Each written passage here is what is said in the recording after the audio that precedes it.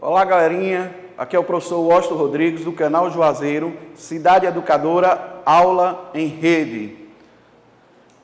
E hoje, a nossa aula, nós vamos trabalhar o impacto da chegada dos europeus à América. Então, a chegada dos europeus marcou o início de uma catástrofe para as populações indígenas da América, quando Cristóvão Colombo chegou à América em 12 de outubro de 1492. O continente era habitado por bilhões de pessoas e essas populações eram compostas por diferentes sociedades, cada um com sua língua e seus costumes.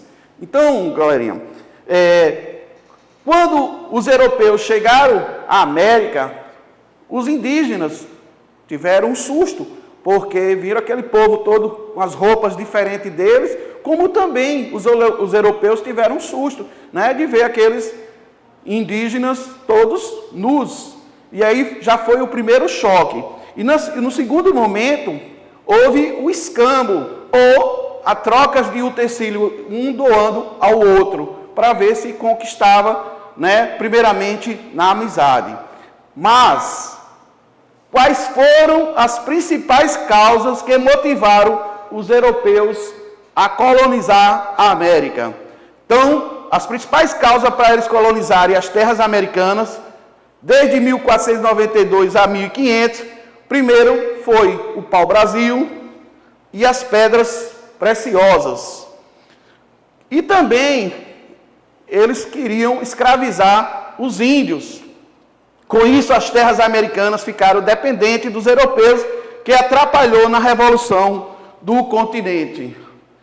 Bom, quais foram as principais consequências da chegada dos europeus na América? Então, vamos lá. Primeiro, quando os europeus chegaram, tiveram o objetivo, primeiro, de explorar, e somente anos depois de ocupação. Uma das principais consequências da conquista da América pelos europeus foi a chamada catástrofe demográfica. O que quer dizer isso? A dizimação de muitos índios, muitos índios sendo mortos. A queda vertiginosa da população indígena, milhões de africanos escravizados que com seu suor e sangue foram utilizados para construir a sociedade americana atual. Os incêndios florestais aumentaram durante aquele período. Quando as pessoas estavam vivas, necessitavam de madeira para os seus telhados, para cozinhar, para se aquecer, e preparavam a terra para as colheitas. As árvores não cresciam no sítio aonde viviam. Quantos nativos morreram em consequências das doenças trazidas pelos europeus?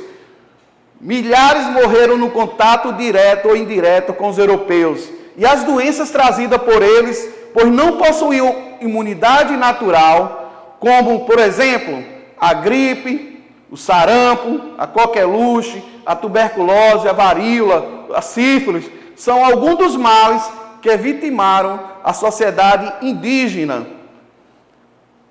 Segundo, como era a divisão política territorial da América do Sul nessa época e quais as potências europeias que controlavam a região do globo? Nesse período, no século XV, os primeiros países que se destacaram, principalmente nas grandes navegações, que foi Portugal e a Espanha. Então, foi eles que deram início, também, o início da colonização aqui na América. Bom, o que mudou na vida dos índios com a chegada dos portugueses? Com a chegada dos portugueses ao Brasil, os indígenas viraram escravos brancos. Assim, eles perderam seus rios, florestas, seu espaço territorial. O que mudou no modo da vida dos indígenas de hoje? Hoje em dia, muitos grupos indígenas buscam cada vez mais preservar as tradições e costumes ancestrais. Os grupos indígenas caçavam, pescavam, colhiam frutas e raízes e plantavam vegetais, faziam objetos e armas. Ou seja, o índio, no dia de hoje, ele aculturou, né? Porque ele está pegando a cultura dos europeus e perdeu a sua cultura.